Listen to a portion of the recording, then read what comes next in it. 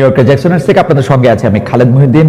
দীর্ঘদিন পরে বাংলাদেশে সত্যিকার একটি নির্বাচনের মুখোমুখি পুরো বাংলাদেশের জনগণ। কারা ক্ষমতায় আসছেন, কারা ক্ষমতায় আসছেন না তা নিয়ে যেমন আলোচনা চলছে, তেমনি চলছে জরিপ, তেমনি পাশাপাশি এটিও চিন্তা করা হচ্ছে যে এই যে এক মাসের ঠিক এক মাস সময় আছে, সেই এক মাসের মধ্যে কতটা নিরাপদ থাকবে বাংলাদেশ, ভোটের দিনেও আসলে কি হবে, নির্বাচন পরিচালনা কমিটি বা নির্বাচন যারা পরিচালনা করছেন তারাও কিভাবে আসলে নির্বাচনটা কি দেখছেন, এসব নিয়ে কথা বলার জন্য আমাদের সঙ্গে আজ রয়েছেন সংগঠক জনাব সার্জিস আলমের। জনাব সার্জিস আলম আমাদের সাথে কথা হয়েছে কিছুক্ষণ আগে, তিনি আমাদের সাথে যুক্ত হবেন সেটাও জানিয়েছেন। আমরা তার কাছে অপেক্ষা করছি, তিনি যখনই আমাদের সাথে যুক্ত হবেন তার সাথে আমরা আসলে আপনাদের যোগাযোগ করিয়ে দিব এবং আমরা তার সাথে কথা বলবো। আমাদের সাথে আরো থাকছেন সজীব ওয়াজেদ জয়, আপনাকে আমাদের অনুষ্ঠানের স্বাগত জানাই। আমি প্রথম প্রশ্ন নিয়ে একটু সজীব ওয়াজেদ জয় আপনার কাছে আসতে চাই। 12 তারিখে নির্বাচন, এই নির্বাচন নিয়ে কি আপনাদের মনে কোনো সংশয় আছে যে নির্বাচনটা হবে কি হবে না? আওয়ামী লীগকে বাদ দিয়ে আমাদের কোটি কোটি ভোটার আছে, তাদেরকে বাদ দিয়ে একটা নির্বাচন এটা কারো কাছেই গ্রহণযোগ্য হবে না।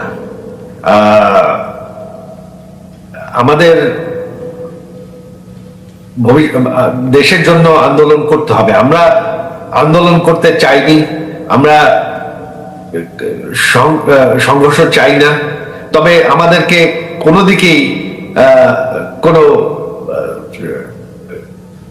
কি বলবো পথ দেওয়া হচ্ছে না। এখন আমাদের আন্দোলন ছাড়া আর কোনো উপায় নেই। বাংলাদেশের মানুষ এরকম একটা সাজানো নির্বাচন মানবে না। আজ হোক কাল হোক মানুষ রাস্তায় নেমে পড়বে, এটা তারা মানবে না। আমরা যে শাটডাউন দেখেছি, বাংলাদেশের মানুষ সেটাকে রেসপন্ড করেছে।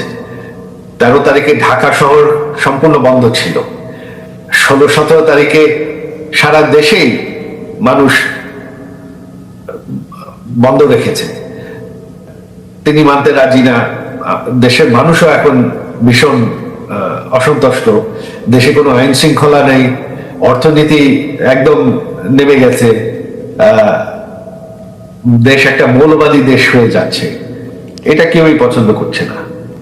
হ্যাঁ, অবশ্যই এই ইউনূস সরকার হচ্ছে পাকিস্তানি, তাদের সাথে হচ্ছে জামাতে ইসলাম, যারা বাংলাদেশকে কোনোদিন পাকিস্তান থেকে স্বাধীন হতে চায় না। তারা 71-এ জঙ্গি হিসাবে আমাদের বাঙালি 3 কোটি বাঙালিকে 30 লক্ষ বাঙালিকে তারা হত্যা করেছে। তো এখন তারাই কিন্তু ইউনূসের সাথে আছে। তারা চাচ্ছে বাংলাদেশ পাকিস্তানের একটা অংশ হয়ে থাকুক। সম্পর্কই হচ্ছে পাকিস্তানের সাথে, তারা সম্পূর্ণভাবে পাকিস্তানের সাথে জড়িত। পাকিস্তানকে তারা পারলে বাংলাদেশে নিয়ে আসে।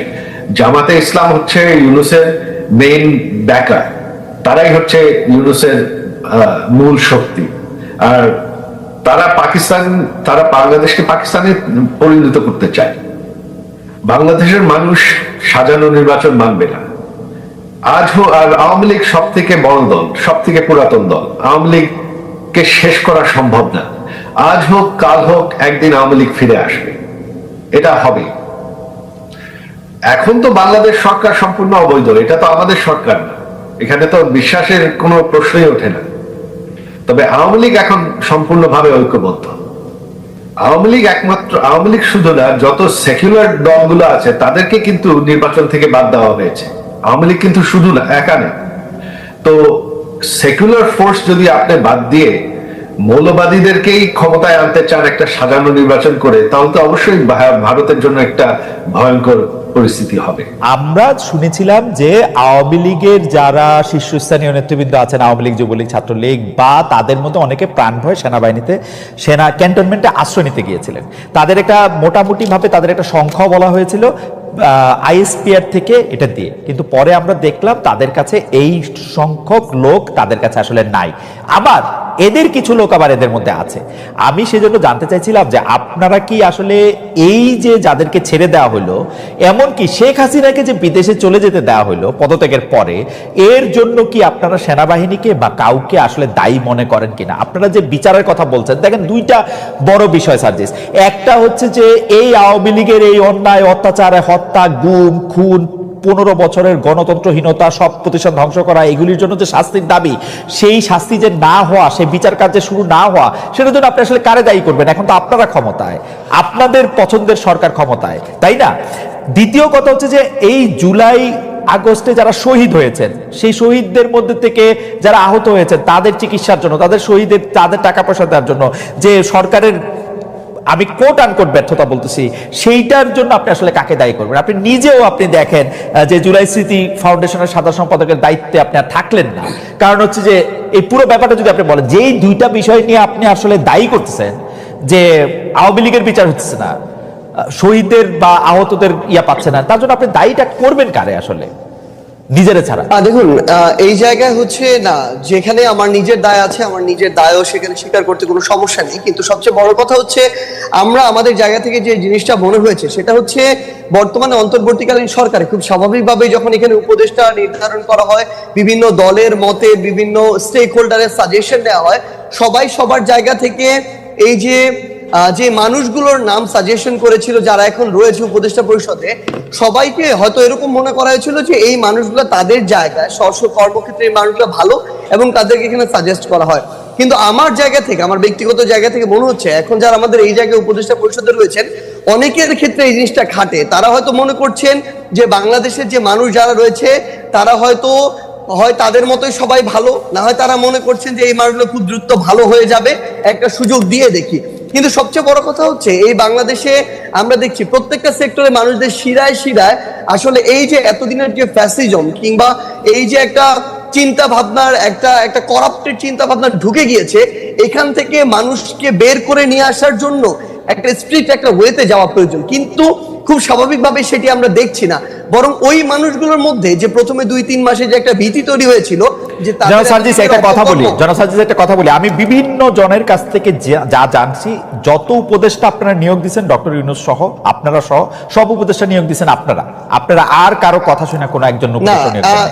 আচ্ছা, সবচেয়ে ভাই একটা জিনিস একদম ক্লিয়ার করি, এটা হচ্ছে সবচেয়ে বড় মিথ্যা কথা। কেউ যদি বলে থাকেন তাহলে তিনি মিথ্যা বলেছেন অথবা না জেনে বলেছেন।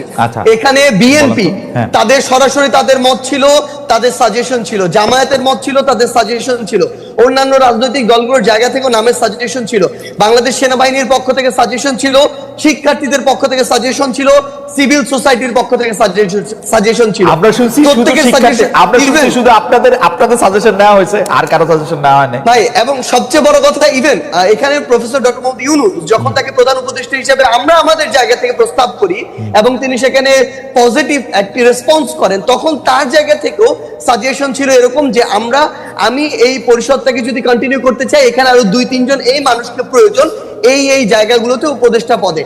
সো এখানে প্রায় 5 থেকে 6টি স্টেক হোল্ডারের সরাসরি অংশগ্রহণ ছিল, সরাসরি তাদের সাজেস্ট করা যে উপদেষ্টারা তারা এখন রয়েছেন। কেউ যদি এটা স্বীকার করতে না চান, অবশ্যই এটা সৎ সাহসের তাদের অভাব। এখন যদি এই কথাটি বলি যে এখানে যে জিনিসটা আমরা আমাদের জায়গা থেকে দেখতে পাচ্ছি, সরকারের আসলে অনেক উপদেষ্টার নর্মাল সময়ে যেরকম একজন মন্ত্রী অ্যাক্টিভলি এখানে পার্টিসিপেট করার কথা, গার্ডস দিয়ে বোল্ডনেস শো করে কাজ করার কথা, অনেক উপদেষ্টার ভিতরে আমরা এখন সেটা দেখতে পাচ্ছি না। তারা গতানুগতিক তাদের যে অফিস ওয়ার্ক, সেই অফিস ওয়ার্ক গুলো তারা তাদের জায়গা থেকে করছেন। সো আমাদের জায়গা থেকে মনে হচ্ছে যে যেভাবে এরকম একটি করাপ্টেড আমলাতন্ত্র এতদিন ধরে চলেছে বা করাপ্টেড করা হয়েছে, সেই আমলাতন্ত্রকে ব্যবহার করে যখন তাদের মতো করে গতানুগতিক একটি মন্ত্রণালয় চলবে, সেটা থেকে কাঙ্ক্ষিত আউটপুট কখনো পাওয়া সম্ভব নয়। এই বিষয়টি আমরা এখন আমাদের জায়গা থেকে দেখছি। এই যে বিচারিক যে প্রক্রিয়াটি, আপনি সেনাবাহিনীর এখানে ক্যান্টনমেন্টে প্রায় 6 শতাধিক বিভিন্ন মানুষজন তাদের আত্মগোপনে থাকার কথা যেটি বলছেন, আমরা আমাদের জায়গা থেকে বৈষম্য বিরোধী ছাত্র আন্দোলন প্ল্যাটফর্ম, জাতীয় নাগরিক কমিটি প্ল্যাটফর্ম, এই জায়গা থেকে আমরা সরকারকে পুশ করেছি। আমাদের যারা ছাত্র উপদেষ্টা 3 জন রয়েছে সরকারের, তাদেরকে বলেছি, তারা তাদের জায়গা থেকে সরকারকে বলেছে, সেনাবাহিনীকে বলেছে। সেই জায়গায় সেনাবাহিনী একটা রিপোর্টও দিয়েছে। শেষ করে একটু, সেই রিপোর্টে যেটি দেখানো হয়েছে যে রাজনীতিবিদ যারা ছিল তাদের সংখ্যাটা বেশ কম, ইভেন এটা 100-রও নিচে, তারা বলছেন অ্যারাউন্ড 50-এর মতো। এবং এই জায়গাটার সংখ্যাটা সবচেয়ে বেশি হচ্ছে কিছু পুলিশ কর্মকর্তা, কিছু আমলাতন্ত্রের কিছু আমলা, তারা তাদের পরিবার সহ ওই বিভিন্ন বাড়িগুলোতে তাদের আত্মীয় স্বজন বাসা আশ্রয় নিয়েছিলেন। এবং সবচেয়ে বড় সংখ্যাটা হচ্ছে আমলা এবং পুলিশ, যারা এই হত্যাযজ্ঞের সাথে সরাসরি জড়িত ছিলেন, যারা ওই আমলাতন্ত্রে বসে শেখ হাসিনাকে সার্ভ করেছেন।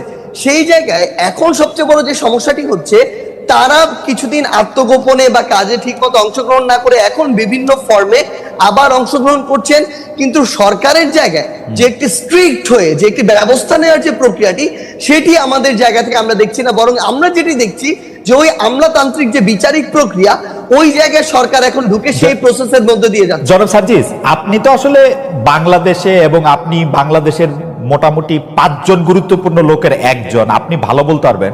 আপনি আমাকে একটু বলেন তো, আপনি বললেন যে উপদেষ্টারা আসলে তাদের দায়িত্ব পালন করার ক্ষেত্রে অনেকটা, মানে আমি কি বলবো, যে অনেকটাই পরিচয় দিচ্ছে না, কিন্তু আমি দূর থেকে বাংলাদেশটাকে যা দেখি, যে বাংলাদেশটাকে চালাইতেছেন আপনারা 3 জন, যে সমন্বয়ক উপদেষ্টা পরিষদে আছেন সেই 3 জন, এবং আপনি এবং জনাব হাসনাত আব্দুল্লাহ, আপনারা 5 জন যদি ধরে নেই, তাহলে এই যে কি জানি বলে নাগরিক কমিটির জনাব পাটোয়ারি, জনাব আক্তার, তারাও কিছুটা সরকার চালাচ্ছেন। আপনারা সব জায়গায় সালিশ মোকদ্দমা করতেছেন, আপনাদের কথায় আপনারা বদলি করতেছেন, আপনাদের কথা আমি যা শুনি আর কি, এইগুলি কি মিথ্যা? মানে উপদেষ্টাদের মধ্যেও অনেকে এইটি দেখতেছেন যে আপনারা যেটা বলতেছেন, আপনারা যেদিকে যাইতেছেন দেশটা সেদিকেই যাচ্ছে। ব্যাপারটা এরকম না? মানে আমরা জাস্ট আপনাকে একটা জিনিস বলি ভাই, হ্যাঁ। মানে এই মুহূর্তে সবচেয়ে বড় সমস্যাটা যে জায়গাটাতে হয়েছে সেটা হইতেছে এই আমরা আসলে এই অভ্যুত্থানের সামনের সারিতে থাকার কারণে মানুষের এক্সপেকটেশনের কেন্দ্রবিন্দু হয়ে গেছে অল্প কিছু মানুষ, এবং এই জায়গাটাতে আমাদের এঙ্গেজমেন্টের জায়গা, যেমন আজকে যদি দেখেন আমার শহীদ পরিবার আজকে তাদের দ্রুত বিচারিক এই প্রক্রিয়ার জন্য তারা শাহবাগে আজকে অবস্থান করলো। এই শহীদ পরিবারের সাথে আমাদের গিয়ে কথা বলতে হয়, তাদের হয়ে কথা বলতে হয়, দ্রুত যেন বিচারিক প্রক্রিয়াটা, অর্থাৎ সরকারের একটা অংশ হয়ে আমাদেরকে আবার এই মানুষগুলো লং টার্ম সাস্টেইনের জন্য বাংলাদেশের এই যে মানুষগুলো তরুণ প্রজন্ম যারা নতুন করে চিন্তা করছে, স্বপ্ন দেখছে, এই অভ্যুত্থানের স্পিরিটটাকে আমরা যদি ধারণ করতে চাই, আমাদের ওইরকম একটা পলিটিক্যাল প্ল্যাটফর্ম প্রয়োজন যেটা থেকে আমরা নতুন করে এই